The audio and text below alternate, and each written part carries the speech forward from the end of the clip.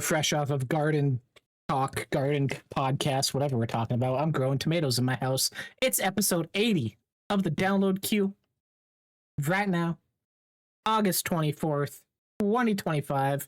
We're fresh off of Gamescom. Xbox Rog Ally has been played by the masses. Hollow Knight Silksong has a release date finally. Bioshock's making moves. And Kyle doesn't like playing Grounded with me anymore. Kyle, how are you doing? Look, we just didn't play. Damn. No one talked. We just didn't talk. It just passed by. It's Sunday now. Look at that. It's Sunday. Yeah, it's been a weekend, you know. Life is life. The world is the world, but we're here. We're moving on. There's a lot of cool stuff. We're gonna get to it. Sooner or later, get me back on the grind of things. As mentioned, this is the download queue each and every Sunday, 4 p.m. Pacific Standard Time. We hang out, talk about games, talk about what's going on, talk about me buying financially irresponsible in the next month on a new handheld I don't need. But credit card debt is great and the way of American life.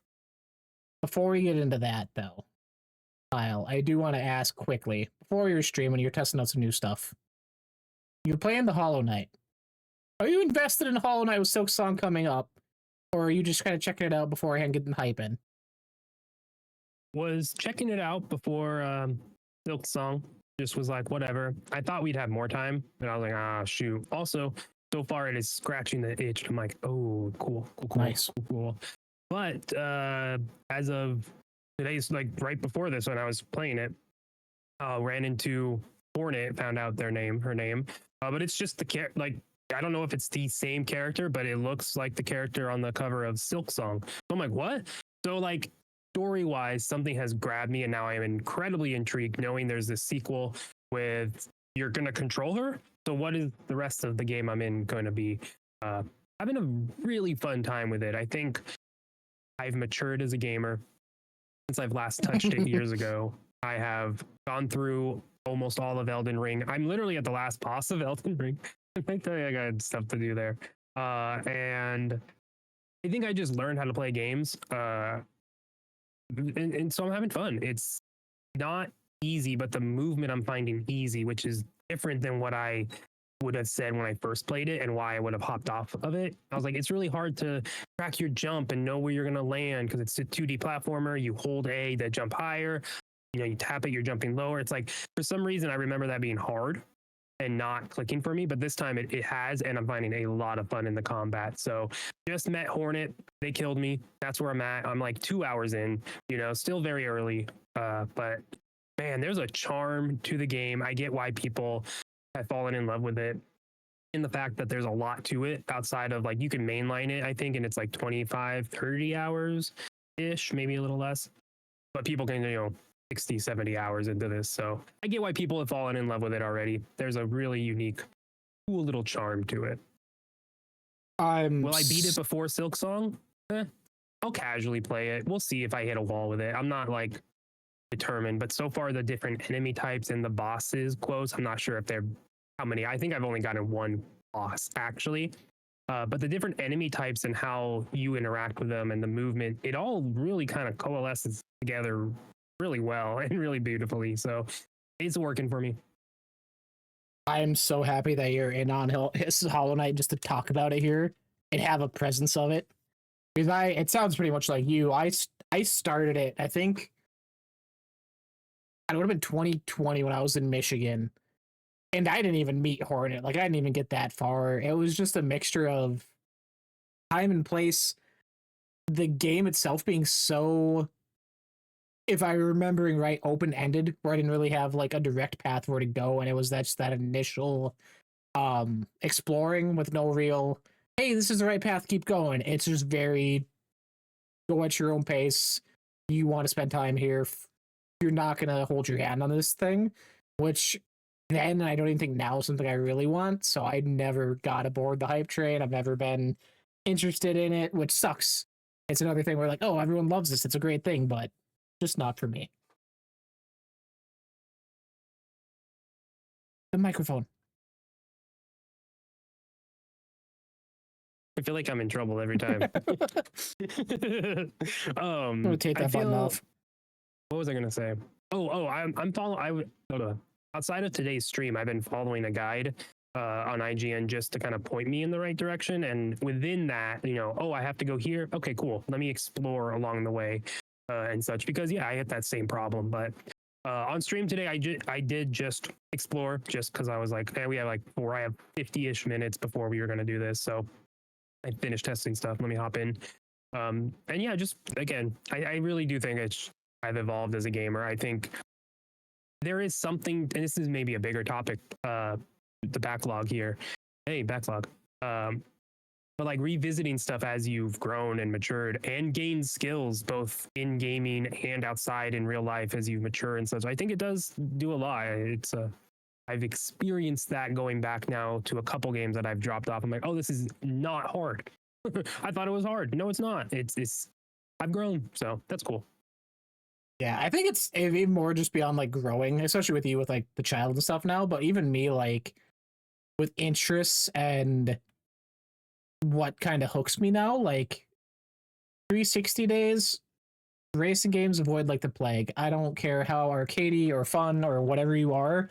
Now I'm still weekly hopping into Forza Motorsport, doing a couple, hopping into Horizon. Like that's just, it's a zen thing for me now. Zone out, don't gotta worry about anything.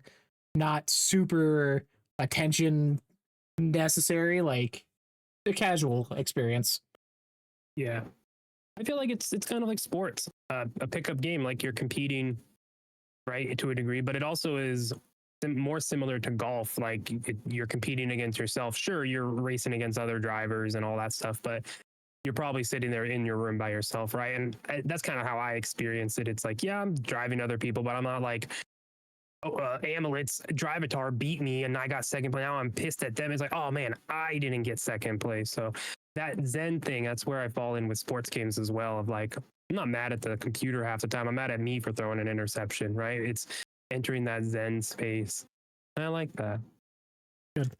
As mentioned, though, Hollow Knight Silk Song, going back past, did finally get a release date this week for September 4th. Way sooner than I was expecting. I watched the reveal trailer. Want to be on other things, and it came up. I was like, damn, that's like 2 weeks. Like that is right around the corner, which I was expecting a November and October. Nah, we're not playing around anymore. We're here. 2 weeks, available everywhere, including Game Pass. So, ayo. Yeah, it's a cool thing. They were ready. They were ready. I'm not sure how much you read or if you saw. Was it Schreier or Tortillo? But one of the game journalists, they had a behind the scenes interview with Team Cherry about the whole making of, and it wasn't delayed. It wasn't anything like awful behind the scenes. They paid enough money. They went silent and took care of the team and did what they had to do to make a game and took their time, which is pretty crazy, which is in a good way, right? So we never heard of it because they're like, we'll share it when we're ready, which some community members find that not as great as others, but hey, good on them. Do what you want to do. Yeah, I honestly like it going just dark because to me it's I've talked about it a few times with things, but like Kingdom Hearts 4, you keep showing that stuff off, you keep showing stuff that's years out, like it's gonna reach that point where the expectations are too high, and I feel not unveiling that curtain at all kind of keeps people in check. Like we're not giving you yearly trailers to dissect and have expectations based off of. It's, hey, we're back, 2 weeks, have fun. Yeah, which hopefully helps. Yeah, I think it will. Yeah, especially on Game Pass, the numbers will be interesting. Where it sells, where it lands, how transparent they are. Not long to wait.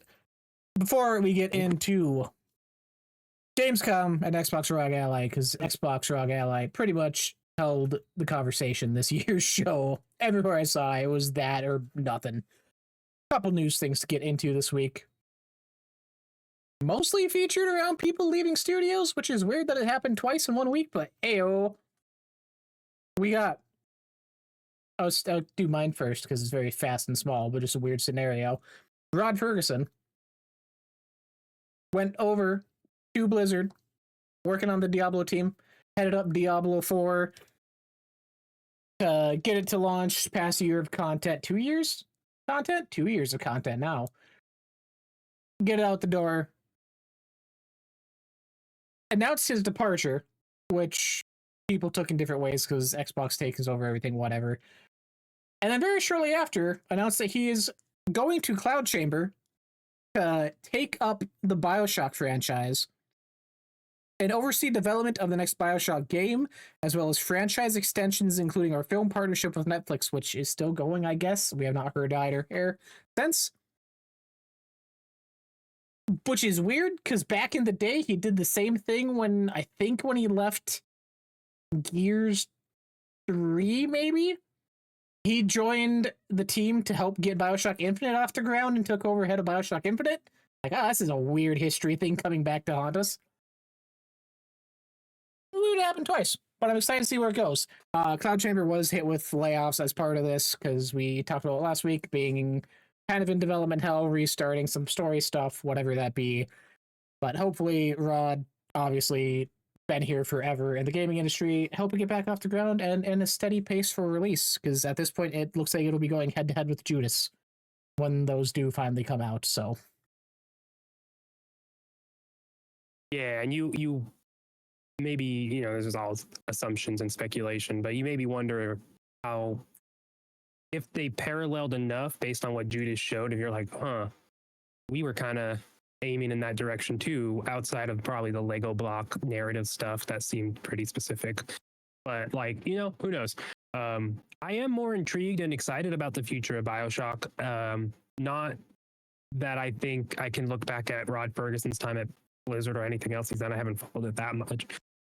It's not like that was exemplary, that was so crazy and awesome that's like, hell yeah. It's more of just like, cool, someone to take on something who has just came off a successful lead of something and now can get this on the right track. It's a reinvestment. I think I'm not that interested in the franchise, but people seem to love it. Some people get tattoos of it, so it means something. So if you can find the core of what BioShock is, and if you can hit that for the modern age, that's pretty cool. I mean, dude, the world is all full of AI right now. There's something there, right? I don't know. I've only played the first one. I didn't even beat it, but I got past the thing. But you saw what you needed to do. Exactly. There's stuff there. So I'm intrigued more so. It's layoffs are sad. That still seems like it's a management not doing the right stuff, mismanaging stuff, having the wrong ideas and direction, whatever, whether that's up top, executive wise, or just leadership wise in the studio, like something messed up and now people are laid off, and that sucks no matter what. More intrigued to see the future of what BioShock is going to be, and hopefully they can recapture it. Would you want them to go BioShock 4? It is a continuation of the narrative, or a full reboot, or a story that is not even, maybe there's references and Easter eggs and notes you find in collectibles throughout the world, but it's a complete separate story, other part of the world. Reboot, side stories, You have no idea how hard of a question that is to answer. I figure. Without spoilers, that is almost impossible to reboot. No matter what they do, where they go, who is involved, it will be connected. Is what I'll say. Which is, it's part of the issue with Infinite, because Infinite, the one that he brought on to get pushed out, was their kind of attempt to recapture the Would You Kindly moment. Was to set up this scenario that no matter what, everything comes back. So they kind of put themselves in a place, but that is easily enough to just drop to, I guess, right? You could just go a whole new story. BioShock don't have any of those connections that are threaded throughout, and it could just be a reboot. But I think then it would still be Easter eggs, or people would be theory crafting. It's in a weird spot to answer. Yeah. Here it is. BioShock 4. Your gameplay and your decisions, you are training AI the whole time. That's it. They can figure out what that means. Open-ended. Yeah, this is a concept, okay? I'm a concept guy. Did you reach the ending? Is there an ending? Who knows? I don't know. The AI now just does your laundry. Thank you. I will say I'm interested and surprised that he specifically brought up the BioShock movie project that is still going. That has been something, a TV series, a movie, whatever adaptation has been rolling around since like Bioshock 2 days. And always like, oh, we're working on a script that gets dropped, new people come on, get dropped. So I'm excited that that's returning in some way, especially with how good stuff has been.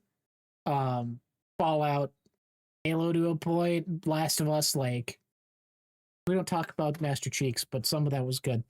Yeah. Yeah, and I mean, those are all different studios, and none of those were Netflix. But I do think Netflix does have a decent track record. Castlevania, and if they have, Witcher, yeah, they've struck it when they wanted to, and when they invested and get the right people on board. So hopefully, they have the idea. I think they probably could just retell Bioshock 1. oh yeah, That's not hard to do. To have a narrator or have a disembodied voice be talking the whole time, and whether we're as the viewers are like whoa, or it's the protagonist that's like whoa, like either way, that's not that out of the, I can imagine them hitting that pretty easily there. But yeah, not surprised they talked about it. I would expect that to come out before the game as well, so it makes sense to say, hey, these are the two things we're working on, like, because that's all we got right now. Calm down, new head, it's going to take some time. yeah. I hate that you say that it's probably gonna come before the game, but at this point, yeah, sadly. Which I think that's okay though. It is okay. I just really would have wanted like the remake of 1 to come out in between still, instead of that supposedly being canned at the start of the year, like something to keep that alive. Because at this point, it's been 12 years, 13 years since Infinite, like, if Wow. not longer. Yeah. So I would have liked something of the sort, but Fair. on Yeah, your we'll see. on your side of things, Bungie's back. They're just here every week. This is Bungie podcast. Yeah, I just can't. I try to not talk about them. Every week something new. Bungie CEO Pete Parsons is leaving after 23 years and passes the torch to general manager Justin Truman. 23 years is a long time. Crazy long time in gaming industry. First of all, like, that's not something to laugh at or like, oh, he's just trying to get out of the fire. But like, it is kind of weird, convenient timing, I would say, on his part of where they're at. 10 of those 23 years, he has been the studio head, so that's pretty much been all of Destiny's run, correct? It's been 10 years of Destiny. So that has been their sole focus, and obviously getting Marathon started to where they're at now under him. And then new leadership coming in to take over where they left off and what the future actually looks like. Yeah, no, I mean we talked about it before. Sony is now even more so in control of Bungie. Bungie is going to be fully a Sony studio, which is fine, you know. At least a partnership. More, they're just to be more hands-on. I mean, even the position that they have. Pete Parsons was like CEO of Bungie, and now Justin is studio head. Those are instantly different, obviously, and you know, so it is what it is. I think that's fine. Worry about making a game, and maybe don't have to worry about pensions and insurance for your staff and payrolls and all that stuff. And like, hey, you just got to worry about the studio you're in, right? You're not branching out and buying multiple properties and multiple sports cars and everything. So yeah. You know, it is a bummer too, the timing, no matter what, because I saw a lot of speculation on this from people that this was the timing of this times out to when some vested stock might have been able to be gained. Either way, I forget the right terminology for that. I apologize, but either way, he might have just left with a couple $1 million. I think someone said like 3 to 10, upwards of $10 million potentially of invested stock as part of the Sony deal. So cool. You potentially were integral in ruining and damaging a historic studio, making them do silly stuff, having staff uncomfortable, doing sexist stuff, and just having a culture of sexism and bro culture. And you get millions of it. So millions of dollars, you know, whatever, go off, have fun, enjoy your life, whatever, Pete. I'm hopeful for the future. I hope they can. Right now, the community is clamoring for Destiny 3. Just just slow down on 2 and just focus on 3. And I think that's where Bungie is at the core. I think Sony wanted to do live service pushes that didn't work, and now both the acquisition to help with that is not doing well. Sony's live service push is not failing well. So what can you do? Give it time and let them just get the fucking live service game that has been successful back up and running, because it's not, and you need to just start from ground zero. Destiny 3. Just do it. Or just call it Destiny. Just do something other than just the same old update, because we talked about it before. It's pointless to do it. I'm hopeful that hiring someone from within who's been a part of the studio can help. I knew this guy. I saw the name and I was like, oh, I think I know that's who he is. I knew who he was. I hope that's good. I hope Sony can let Bungie be Bungie and let the developers work with leadership to all work together. Because if it's in balance, stuff happens. So Destiny's an interesting spot. Bungie's an interesting spot. Bye Pete. I think it's good he's gone. I'm very, very hopeful. Hopefully no more layoffs. That's what I was going to ask. I don't know how Bungie operates. I don't really keep ties on them, obviously.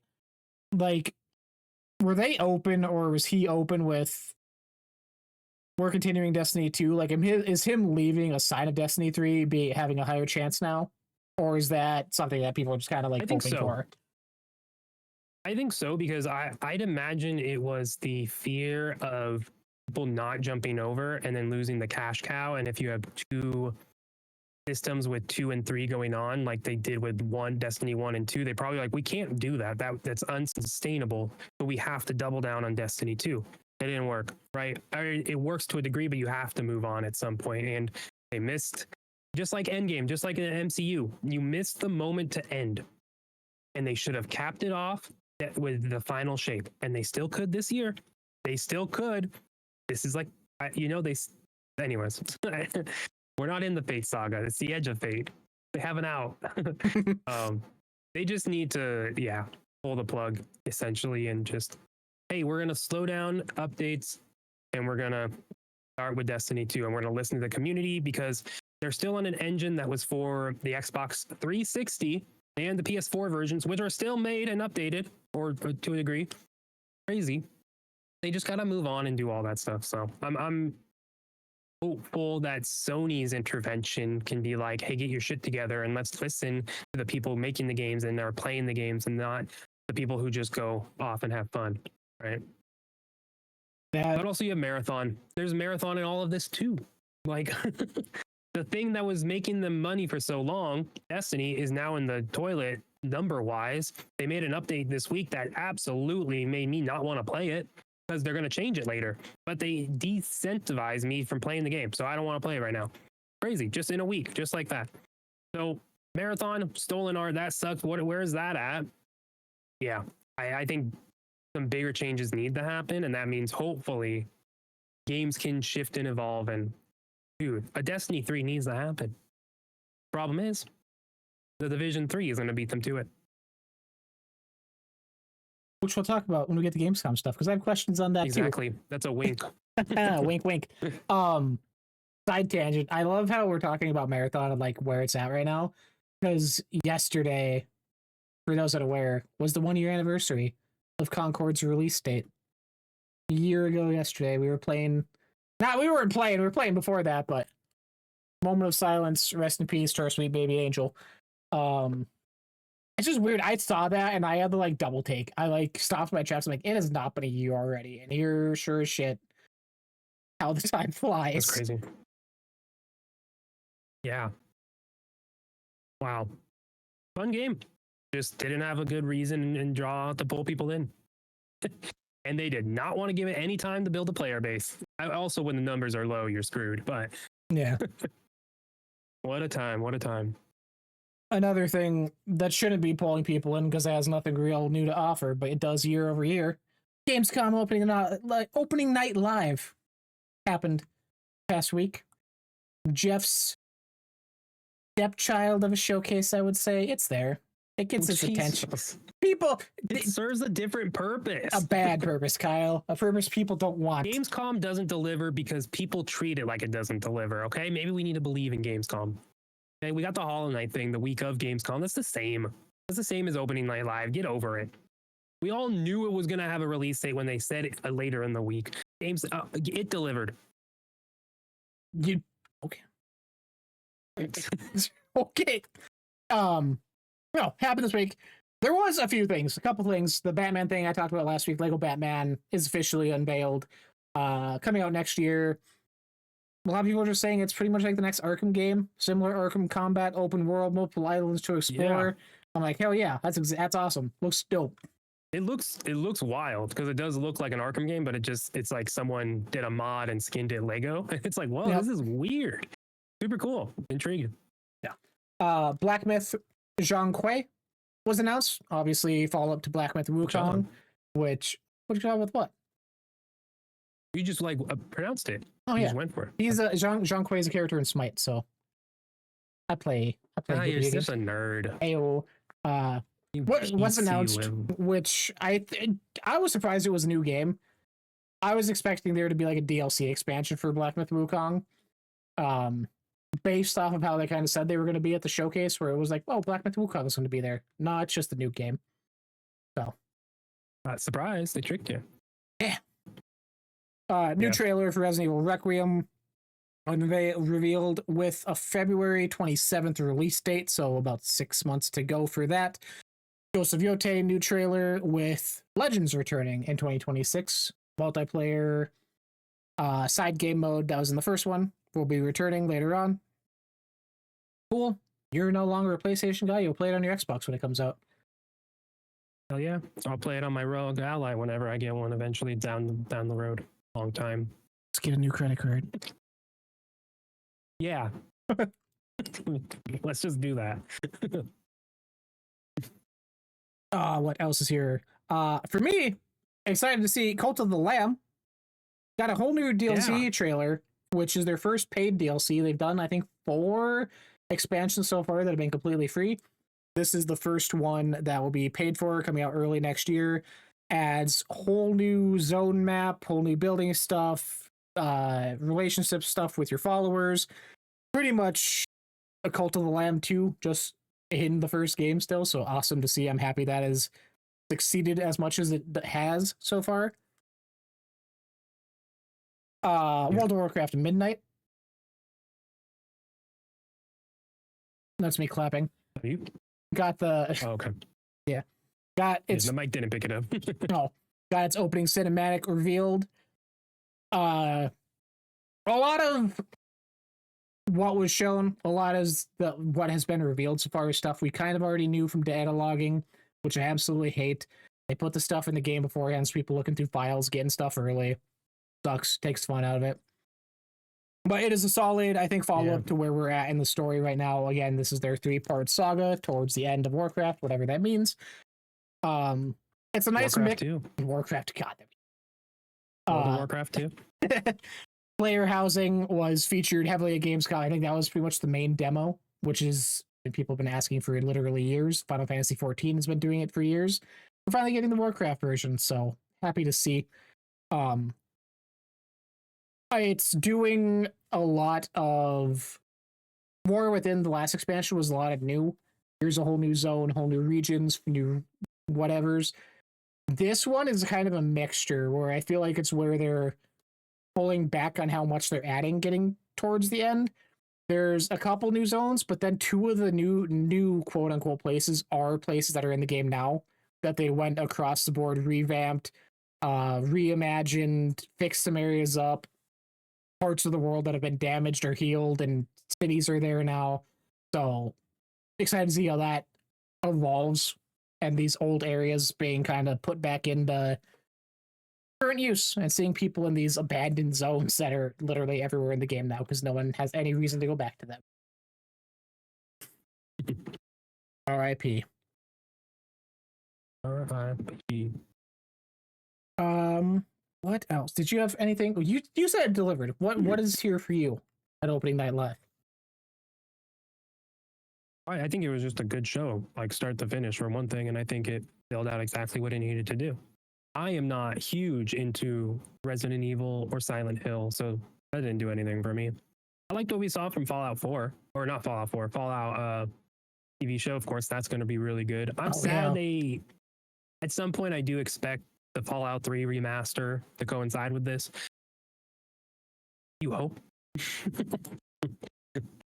um, it'll be cool to get skins in 76, to get the casino update in 76. I'm kind of itching to play 76 again, so it's not like anything else is coming out. But the more I see of Fallout 2, it's just that God of War show is going to be real good. Like they're nailing Fallout. Hell yeah, they're going to nail whatever that God of War show is going to be. I'm like, fuck yeah, that's awesome. I'm surprised we haven't gotten anything update wise from that or the Horizon series. Like even before Fallout was Well, like it'll be a trailer when it happens. really that, but like Fallout, I feel like I was seeing like leaked set images and shit all the time online, and there's been nothing. I don't even think they've really cast much though, huh? So they're probably still in pre-production stuff. Yeah, officially. Yeah, so I imagine we'll start seeing stuff because Amazon seems to be like leaning into we'll do live stuff. Like we're gonna do sets. Like they have the money and they're investing in that. So if they're making live Fallout sets across Los Angeles, like God of War is gonna be fucking sick. Any Yeah. of their shows. So Can't wait. we didn't call about Call of Duty. Had a nice a simple showing with a promise of having more later, but dude, the campaign, co-op campaign, not a soul. Like, how do you feel about that? Because I have just a lot of questions about what the whole package is going to be, because everything is like, it sounds like your whole loadout, your XP, everything progresses across campaign, zombies, multiplayer, Warzone. But like, I just, like, what is that? It already feels a little weird right now when you load in, and that there's a lot, and it's like, whatever, you play, whatever. But I don't know, this seems odd. I really loved last year's campaign. It was the best first-person shooter campaign I've played since Titanfall 2. I really, really enjoyed it. I now feel weird about this. I was hopeful that this was going to be, easy. This is going to be solid. They're continuing the story. I'm just a little weird. I just feel weird now about it. Yeah, there was. I don't know if you've seen, but I saw. I think it was the day before, or maybe the day of Opening Night Live. There's some Call of Duty pages posting like the final level of the campaign would be like a 36-player like battle royale extraction thing.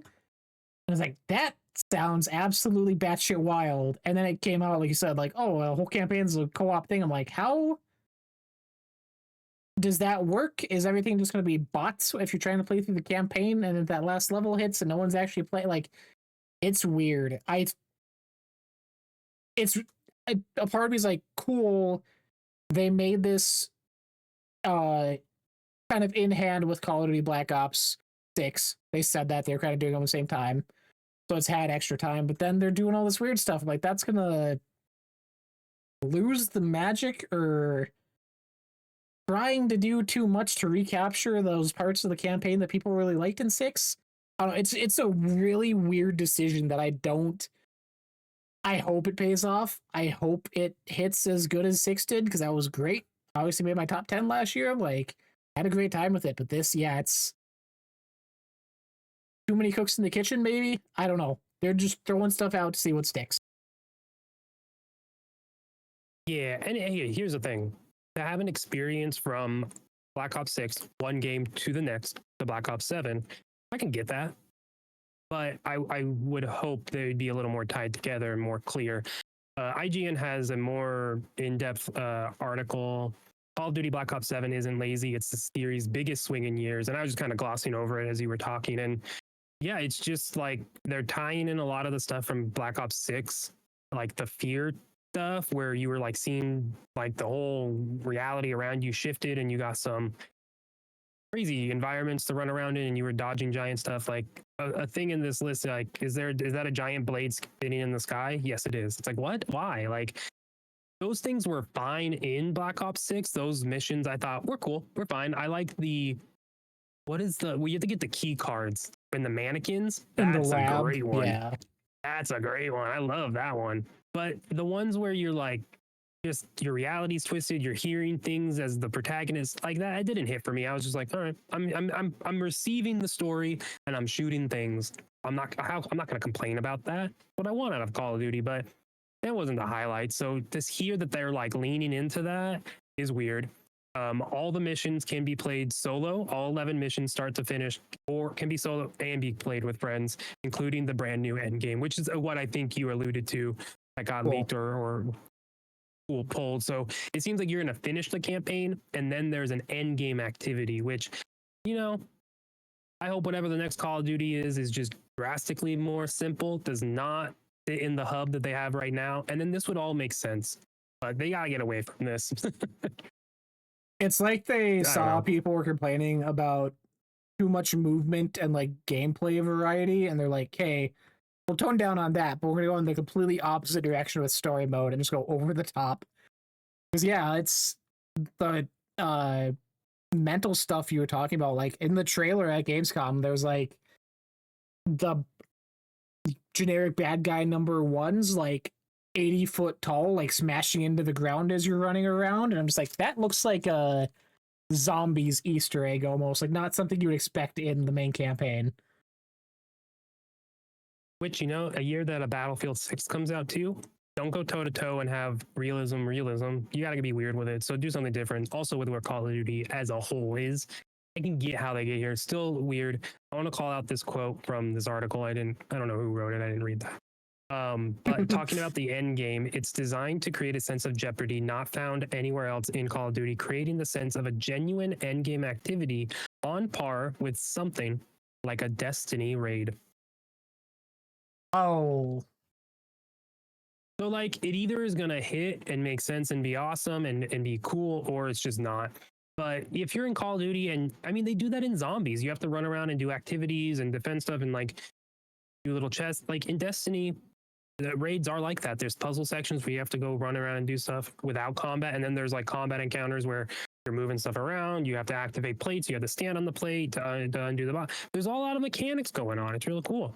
If they can do that in Call of Duty, fuck yeah, right? Awesome. That sounds awesome. But yeah, we'll see.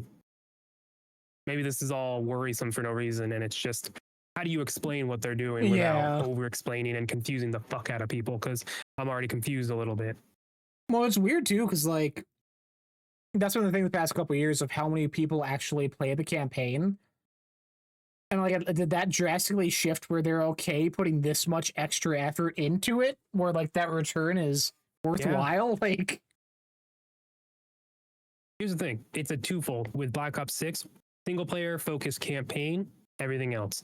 And we're gonna do one co-op focused campaign, and we'll compare numbers. Nah, they're doing close testing on it. I like it. Yeah, and there's just like a back to back. We have 2 years. We'll see what happens. We'll see what the community goes into. Yeah, because if people aren't playing these campaigns, maybe they'll play them with their friends. And if it's designed with that in mind, that makes sense. Because like, yeah, you have not, as opposed to just Bungie enemies or more enemies when you have your friend join you, or up to 4 friends. You can have mechanics that require 4 people. Like if they design stuff to be built around the number of people you have, it's really good. That's awesome. I just, I don't think that's what it's going to be. But it would be a big swing. So we'll see. It's interesting too that this was purely on campaign. Like they kind of talked about zombies in interviews after the fact, but that multiplayer is being saved. Multiplayer will be fully revealed and stuff at Call of Duty Next September 30th. So month and a half before release. So it does seem like September they're playing. 30th? I believe, if what I'm looking at is correct, is Call of Duty Next. Oh, that's on my birthday. Send me. Send me. Happy birthday, Kyle. I play enough. No, I don't want to go to Call of Duty Next. I prestiged twice in that game, he says. I did actually. Back off. Why are you attacking me? I'm not. I just prestiged the other week. Okay, congrats. No one cares. I care. Okay, I'll care then. I'm sorry. Damn. I'm just worried about this campaign. I'm not surprised they saved the multiplayer stuff for next. That'll be cool to see. I don't expect much more outside of maps and whatever they're doing for zombies. Let's see. Some other quick things from Opening Night Live. Xbox, more multi-platform announcements with Indiana Jones. Coming to Switch 2 next year. Hell yeah. I was surprised. Where are the Xbox Studio games? That's a sidebar. Save it for later. Hellblade. Hellblade's there. Not Hellblade 2? Yeah, it's on PlayStation. Okay. That's PlayStation. I'm talking about Nintendo. Yeah. Yeah, that's first one. Also on PlayStation now, or not now, but announced along with a new DLC pack coming out. If I can find it again, Age of something or another. I don't get these strategy games, Kyle. I'm too old. It's here. Where did you go? I'll get the name of it. Not even sure what you're referencing. Age of Empires 4. There it is. Coming to PlayStation 5. Got a PlayStation 5 announcement coming on November 4th, along with new DLC that's not here in the thing. But, you know, these write-ups are bad. Yeah, it just adds more civilizations or leaders or whatnot. So yeah, anything crazy. No, it's cool. I hopped back into Age of Empires casually this weekend night. I don't know why. I did it before the announcement, so it was like, oh, cool. You knew. You got a feeling. Apparently, I got a feeling. I got to play this on my PC for a little bit. No, I mean, hey, cool. Good game. And that pretty much wraps up major stuff from Opening Night Live. Nothing real brand new announced that closed the show. I don't even remember what they closed the show out with. It was Black Myth was what they ended with. But as mentioned earlier, most of Gamescom was taken up by a little handheld, a little device that could. The Xbox Rog Ally X, which we now have opinions on, I guess, right? First-hand impressions from people playing, which on my end have been kind of all up in the air. So I'm interested to see what you've seen or have really caught wind of. In Discord, when we were talking about it, like shortly before someone posted about it, I saw a tweet that someone was playing and that the machine was only running at 540p, and I'm like, oh, that's wild. But then I saw nothing else bad about it since. So it could be a grifter, it could be whatever, but most people very impressed. Tom's Guide, Microsoft and Asus have thought of everything headed into launch, and while it's way too early to definitively confirm their greatness, they left a fantastic first impression. T3 said, feel as though the ROG Xbox Ally X could act as a replacement for my increasingly unused Xbox Series X. As I increase Nintendo Switch 2 use, this new Xbox console prospect is looking more alluring, which fits right in with me and how we were talking last week. Pocket Tactics, quick peep into game settings for Hogwarts Legacy revealed that it was running at stable 60 frames per second at 1080p. However, did have some instances of screen tearing while in the open world. And Gears Reloaded is the new one, right? Remastered's already here, I forget. Is the first kind of made for ROG Ally, their branded thing they're marketing it with now. So that is also running apparently very smoothly on the handheld hardware. But yay. Hopefully worries are squashed, but it's yet to be in a real life environment, really, you know? Yeah. Yeah. No, I expect this thing to work just like all the other PC handhelds that have already been out. But obviously the software is going to be different, and it sounds like it works, you know, having everything I've seen has been positive. I haven't seen anything negative. If the screen runs, like, if you notice it running at low resolution because the game is running at low resolution, that's one thing. But if the machine itself is natively running something at a lower resolution and upscaling it, you don't notice it. Guess what? Your eyes are not as good as you think they are. And when you think when your TV says you see 4K, doesn't mean your eyes are registering fucking 4K, you old Yeah. fuck. Like, your eyes are shitty. And when you have a screen down here, you don't need it. It's just the talk of it's not native is so bizarre to me when it's in handheld. Like, I get when you have a PC and you're talking about, hey, this console runs it natively. Whoa, that's really cool. This console upscales it. Whoa, that's really cool. Like, I don't give a fuck which way it does as long as the game performs well and is cool, right?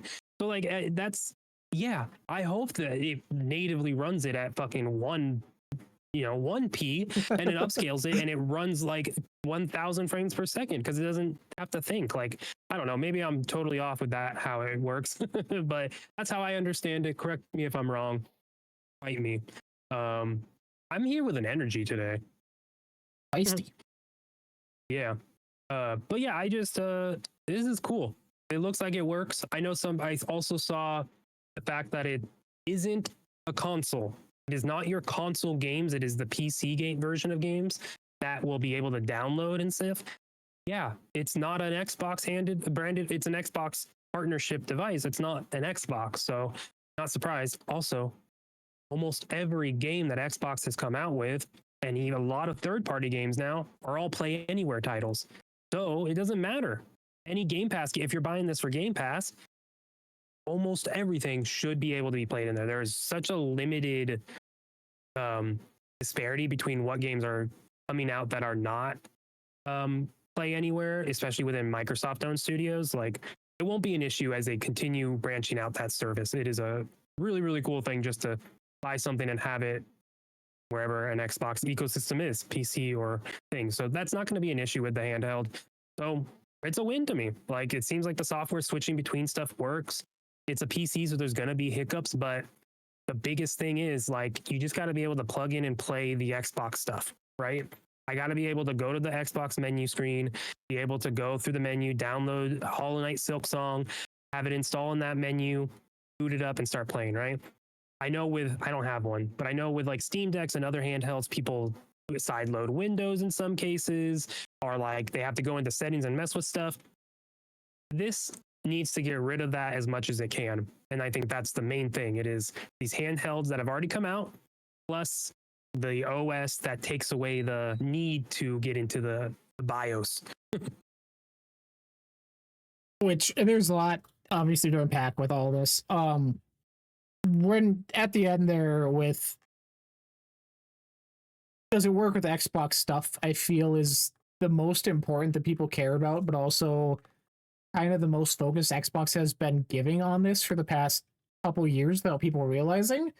Like, when they started the Play Anywhere stuff, like, that's all been to say if somebody in an office in Redmond was looking at handhelds like this back then, but like putting in the pieces to get this stuff kind of future-proofed, I feel is working hugely in their favor, because it's not starting at ground zero sort of situation where I feel if this was a PlayStation trying to do the same thing, they would be, this is our first kind of iteration. We're still learning a lot of how to get all these different components and profiles and these other ecosystems and storefronts and all this to work together. But Xbox has been putting a lot of time into that already to have a stable setup for when this does drop in October. A thing with it too, that with upscaling and all that, I don't know if you watched they did an Xbox podcast pretty much going purely on the ROG Ally, but Jason Ronald, who has been in charge of the Xbox hardware, like designing the actual consoles past 2, if not 3 generations, was on and said that the Xbox Ally X is using a newly crafted dedicated NPU, neural processing unit, that will be used to test AI capabilities not only for the handhelds as they continue to update them, but also for the next home box. Which, again, if that is for frame rate scaling, game running, or is have all these things work together, again, when the new console gets here, like, that's reassuring. Yeah, that's exactly how I see it. And like, That's what that chip means to me. Like, it is 100. It should be used to just make the game you're running run better on the thing it's on. Just have AI be able to scan through. Oh, here's the best settings. Cool, done. Like, and that now my PC handle is a console. That's a good use of AI for now. Who knows what they're also using it for? Yeah. I've seen a lot of stuff too. Everyone's saying it's very comfortable to hold. The sort of, and they're not triggers, but the handheld parts on the side being kind of redone to mimic an actual Xbox Series controller right now, I feel really helps for that. I have not personally seen anything on battery life yet, which is a little worrisome if they're being super quiet on it intentionally. I would assume about the same as the current Rog Ally is, if not maybe a little better with AI stuff, but that would also be a huge factor going into it. Because if it is the 2-hour thing again, I don't know how people will respond to that. Kyle's doing his research. He's looking around. He's typing angrily. Looks like 1 to 2 hours for a ROG right now, to 3 to 4 for late games. Switch 2 is about 2 to 6.5 hours. So I would assume in that range currently. Yeah, you would assume. Just seeing what other things are. Yeah, you would assume. Look, here's the thing. Like, I think having no matter what a minimum 2-hour battery is okay. 3 is ideal.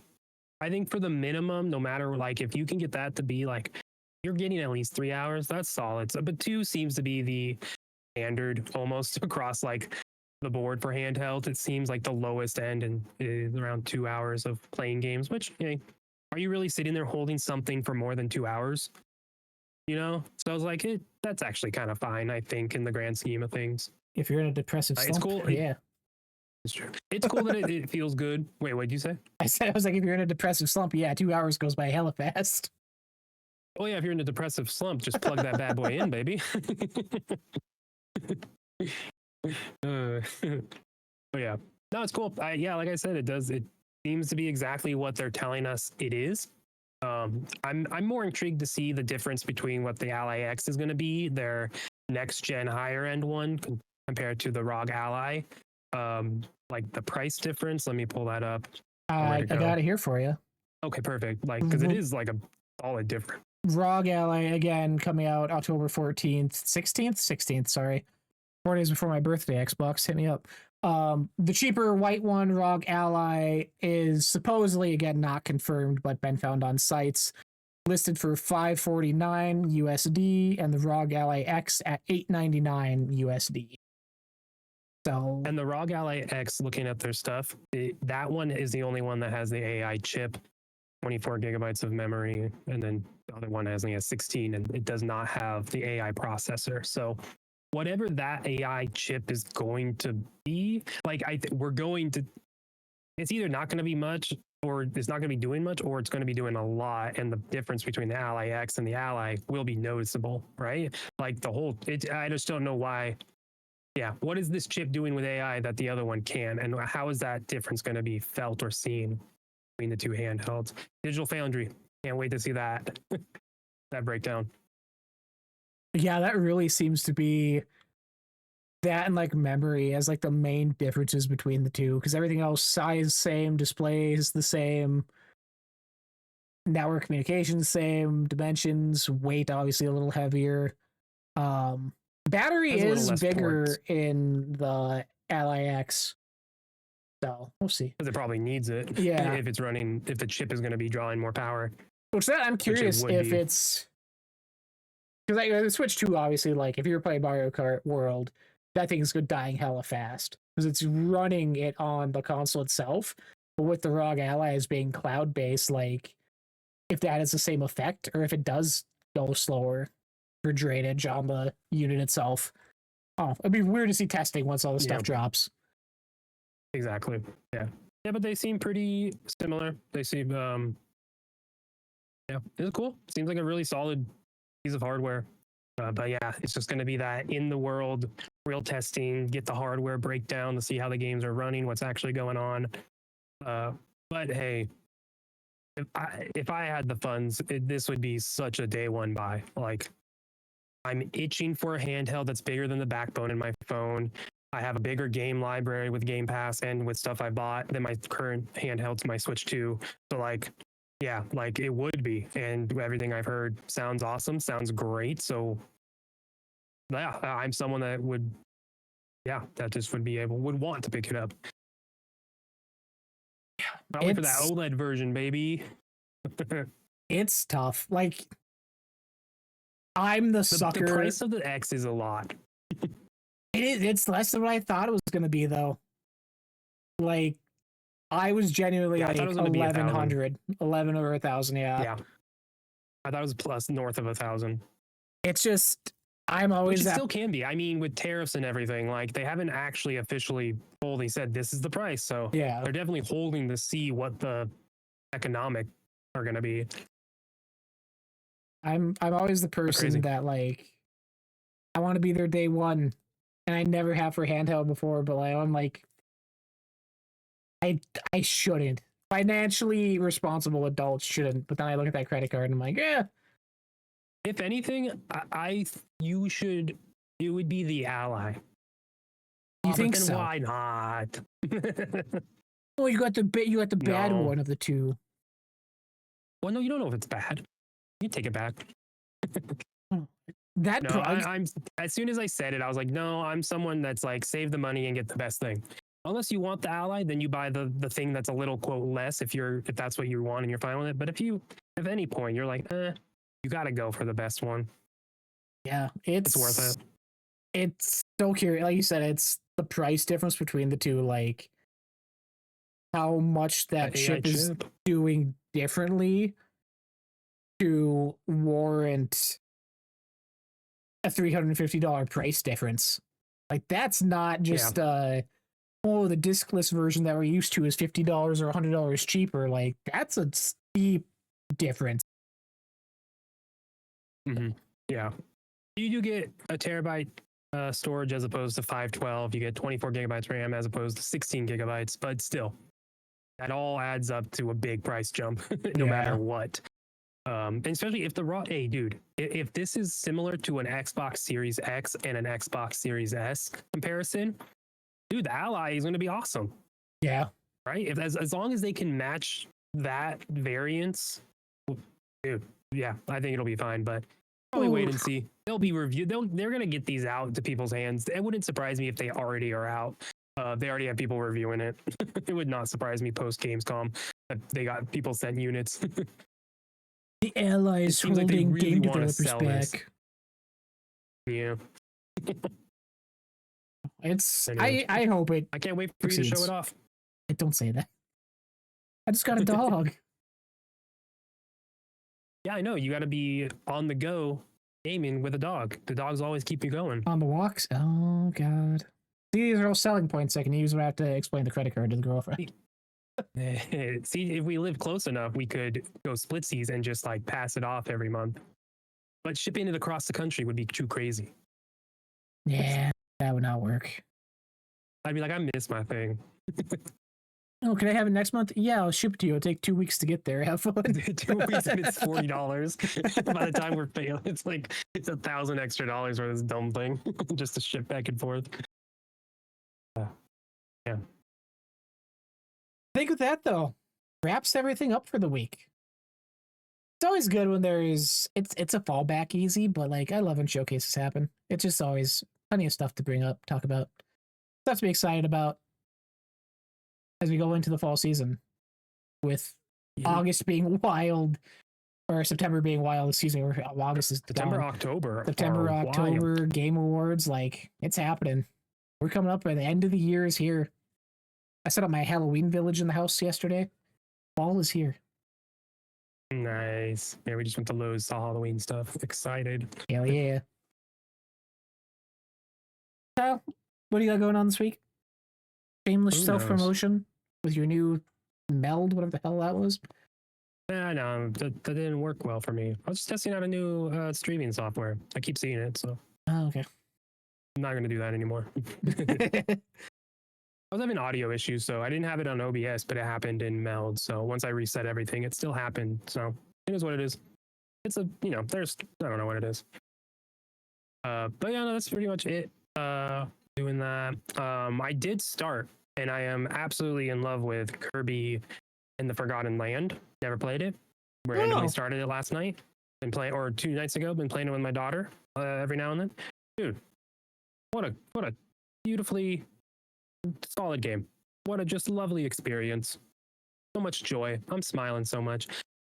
Kirby Air Riders. How dare you try to end the show without talking about Kirby Air Riders? I forgot. The game of the year is about to come out, everybody. Did you know that Kyle is incredibly nostalgic for Kirby Air Ride? And every time during that 45-minute direct, as he laid in bed at 6 a.m., watched it, and laid down and watched it because he couldn't fall asleep, was just like, oh my God, I know that character. Oh my God, I know that airship. I know what these are. Oh my God, I did not realize how much I played Kirby Air Ride and how much nostalgia sits in the pit of my stomach for Kirby Air Ride. And I started playing Kirby and Forgotten Land, and I am just having a blast. Like, such a fun time. Kirby Air Riders looks insanely fun. It looks awesome. I don't know how you feel about it. It looks so much fun. The city trial, the way you do 16 people playing those mini games.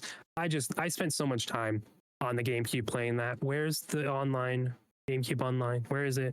Yeah, Nintendo I put thought it that on would have Switch been day already. of. I thought it was going to be a shadow drop. Come on. I'll expect it in a month or two, or in a week or sometime this month. But yeah, no, I'm so stoked for that game, and I think back to back Nintendo 2 games I'm gonna buy for my Switch 2 back to back across months will be Mario Kart World and then Kirby Air Riders. Love it. Yeah, I watched the direct opposite my girlfriend, huge into Kirby Air Riders 2 on GameCube, and I felt like I was watching a fever dream pitch of a video game. Like, we're talking about this now. Well, wait, here's this over here, and like dramatic turn. We're talking about this now, and then we're going back to what we were like. What is happening? Sakurai starting it off by saying, man, video games are hard to make. It's just great. The whole presentation was we're letting this man do whatever he wants, and good job. That's what you do. That's what you do. That whole presentation was phenomenal for one thing. Was it because I was really tired and up really early? Maybe. That's where it's like, he's like, I don't got to work on Smash anymore. They let me free. I'm going to go cook real fast. I'm going to go do some stuff. Yeah. No, I mean, it also feels like that game is just what the game he wanted to make. And after you get it right out, it's like, oh, there could be more. And he finally got to do it. So I'm stoked. It looks beautiful.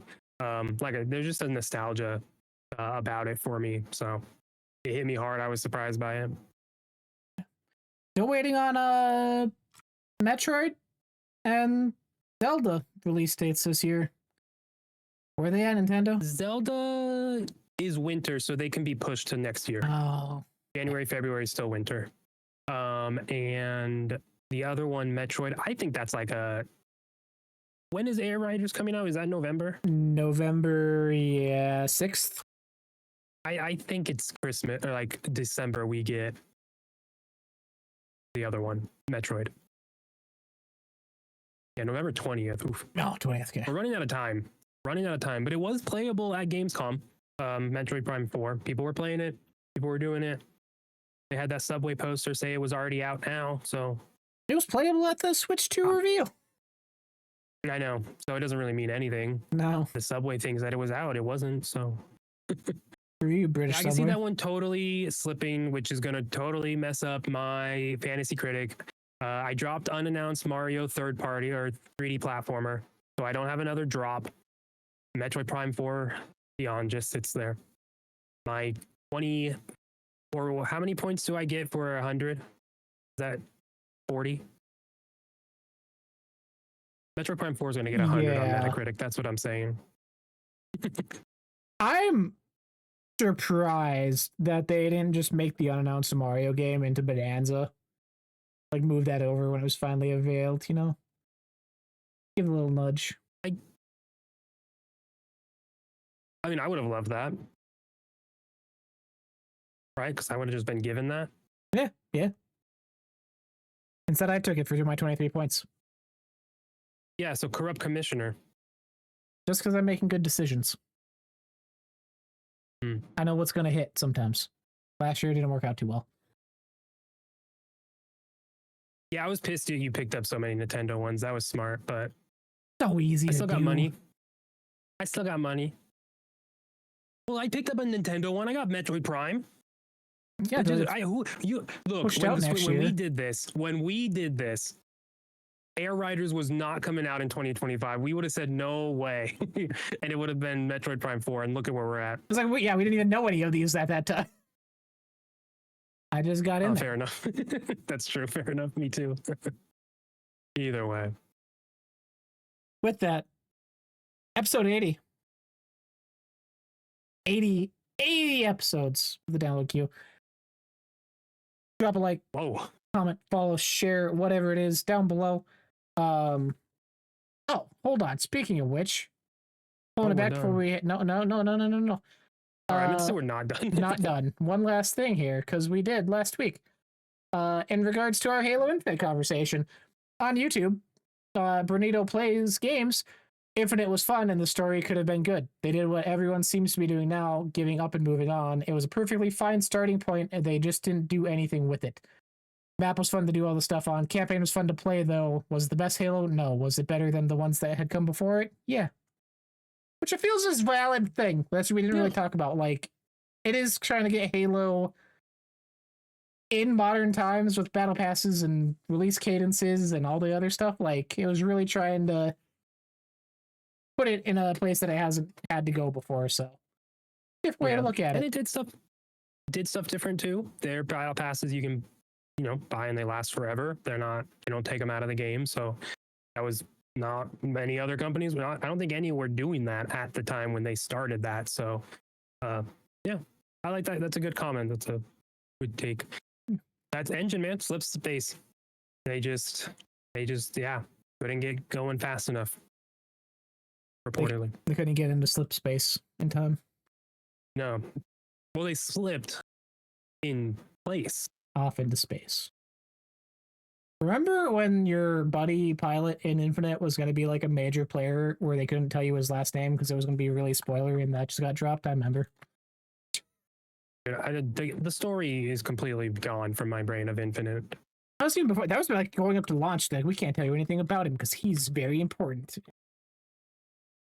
It was like the whole hunt to truth. And then the game was nothing that podcast hinted at and built. Now, we're actually getting out of here. End of episode. Follow us on the socials. Kyle the Do everywhere. Badlands, Backlogs, all the places. Until next week, be good to each other. Happy gaming. Have fun. Peace.